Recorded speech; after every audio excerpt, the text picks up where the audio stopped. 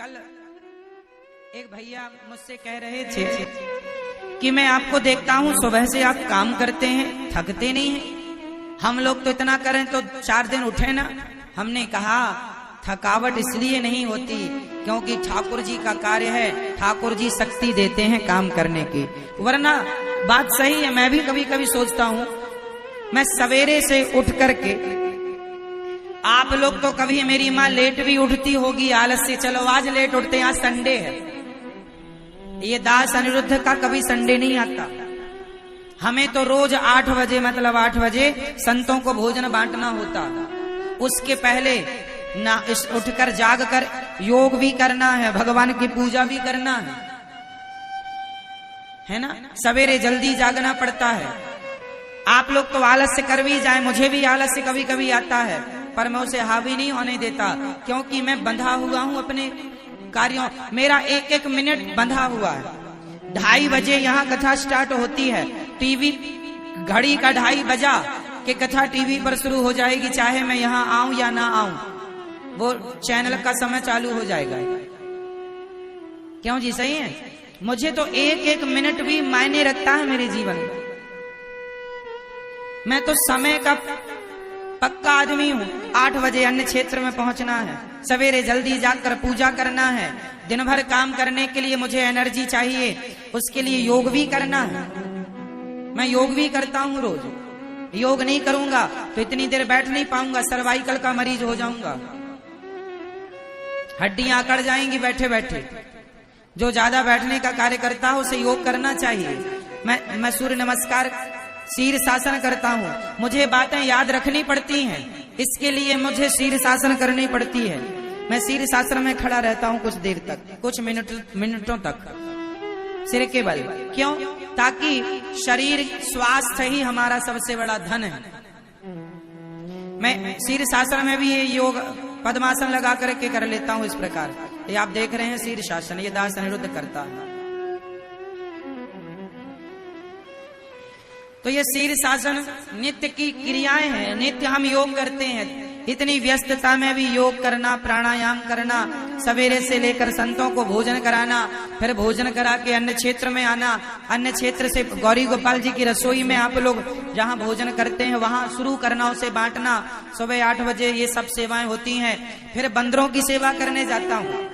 आप लोग तो अपना सवेरे लेट जागे, कभी लेट भी जागे, कभी आप जल्दी भी जागे। देखो आप लोग तो मन के मालिक हैं कि जब आपका मन करे तब जागते हैं आप, लेकिन मैं मन का मालिक नहीं हूं। मुझे तो नियम से काम करना है। मुझे तो जैसे ही घड़ी में 8 बजा, 8:15 बजा, 8:30 बजा, मुझे याद आ जाती है कि बंदर भूखे होंगे। सारे बंदर 8:30 बजे इकट्ठे हो जाते हैं। जैसे ही मैं जाता हूँ झपट पड़ते हैं भोजन करने के लिए। मुझे इनको भी भोजन कराना रहता, मतलब समय बिल्कुल बंधा हुआ है। इन्हें भोजन कराना है बंदरों को। तो ये सेवा, इसके बाद फिर मैं तुरंत इनकी सेवा, बंदरों की सेवा करके गौ माता की सेवा करने जाता हूँ, गौ माताओं का दर्शन करने जाता हूँ। तो बिल्कुल समय एक एक मिनट बंधा हुआ है। इतने बजे यहाँ जाना है, इतने बजे यहाँ जाना है, इनकी सेवा करना है, इनकी सेवा करना है। फिर गौ की सेवा करके मैं माताओं के कमरे में जाता हूँ और प्रत्येक माँ के चरण दबाकर प्रत्येक माँ से पूछता हूँ, माँ कैसी हो? आप खाने पीने में कोई तकलीफ तो नहीं? दवाई ठीक मिल रही है समय से? मैं अपनी माताओं को किसी के हवाले नहीं छोड़ सकता। मैं खुद रोज पूछता हूँ, मैया दवाई मिल रही है आपको समय से? खाना पीना मिल रहा? क्या खाने की इच्छा है आप बताइए। मैं माताओं से पूछता हूँ, जो आप कहोगी वो बनाएंगे, वो खिलाएंगे। प्रत्येक माँ से मिलता हूँ, एक एक माँ से मिलता हूँ। मैं कोई फ्री थोड़ी बैठा रहता हूँ कि प्रपंच में पड़ा रहूं। मेरे पास समय नहीं, इसलिए कहता हूं कि व्यस्त रहना अच्छी बात है। ये दास अनिरुद्ध जो है सेवाएं करता है, और ये सेवाएं करने की जो ताकत है, एनर्जी है, वो मेरी नहीं। अब देखो माताओं की सेवा करके फिर आप जितने भक्त आते हैं मैं सबसे मिलता भी हूं। बताइए आप में से सबसे कितने लोगों से मैं मिला अंदर बैठ करके? जो आता सबके लिए बैठता हूं कि नहीं? सबसे मिलता हूं, सबसे मिलता हूं।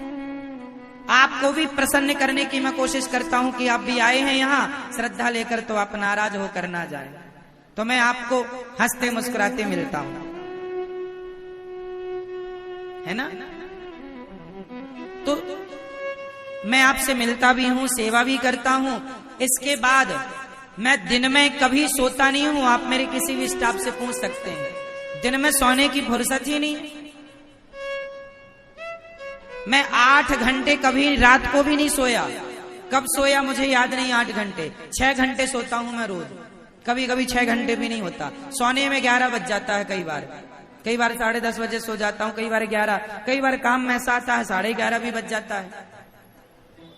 पर उठने का टाइम वही है, उठना समय से ही है, क्योंकि 8 तो फिर कल भी बजेगा।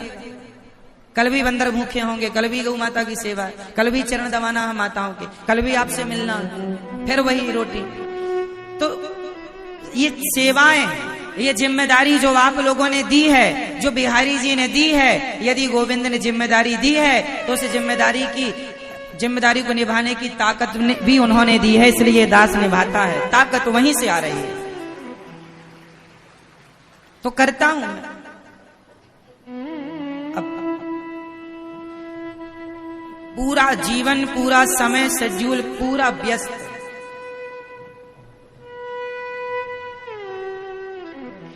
और मैं इतना व्यस्त होकर भी भोजन केवल 2 बार सुबह नाश्ता करता हूं, जरा सा नाश्ता।